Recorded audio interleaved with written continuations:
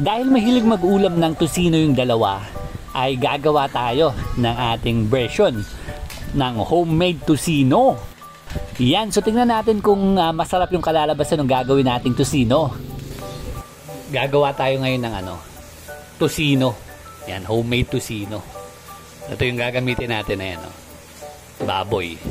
Pinahiwa na natin ng maninipis yan para ibababad na lang natin. So maglalagay lang tayo ng Sprite. Gano'ng karami Sprite mo? 350 ml. Yan, so ibababad natin sa Sprite yan. Siyempre kakamayin natin yan. Yan, mas masarap yung pag kinakamay. Tapos lalagyan na kagad natin ng pampakulay na food color.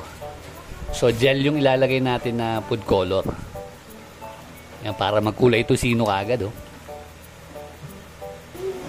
Yan, maglalagay tayo ng asukal, 1/4. So bahala na kayo kung anong kulay ng asukal ilalagay nyo. Basta 1/4 ilalagay natin dito.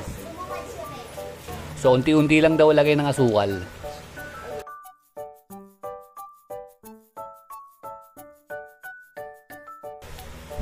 Yan. So lamas-lamasin lang natin.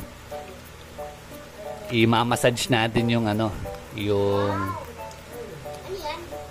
yung baboy.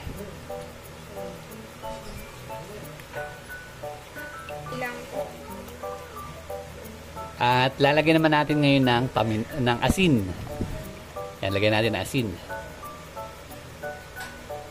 Ilang kutsara? Kutsarita. 2 kutsaritang asin.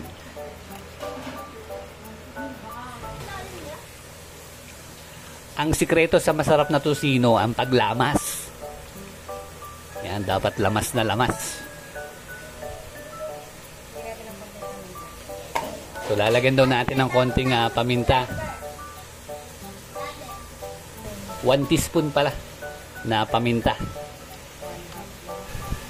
Masarap yung tusino, medyo mataba-taba Puro laman yung nabili natin So, yan at okay na tong ating tusino. Ibababad na lang natin to at ilalagay natin sa rep para ma-preserve at hindi masira yung ating yung karneng baboy. So ipiprito na lang natin to kapag pwede na natin tong lutuin. So yan natin itatago na natin. Ilagay natin sa garapon. Ang lalaki ng tipak nung nung karne natin Ayun, sarap niya So meron tayong nagawang dalawang tab ng tusino. So bali 3 araw lang pala natin itong minarinate at lulutuin na natin yung isang tab ng ginawa nating tusino. Kung mapapansin nyo pala ay hindi pala tayo gumamit dito ng salitre.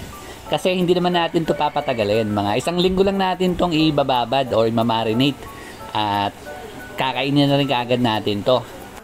Para sa mga hindi pala nakakaalam, yung salitre ay preservatives na nilalagay sa mga pagkain kagaya nitong tusino. Yan, so para hindi kaagad mabulok yung ating minamarinate. At optional din pala maglagay dito ng garlic powder. So hindi lang tayo naglagay nito at wala kasi tayong stock ngayon kaya ito na lang muna yung ginamit natin. Pero mas masarap kapag may garlic powder.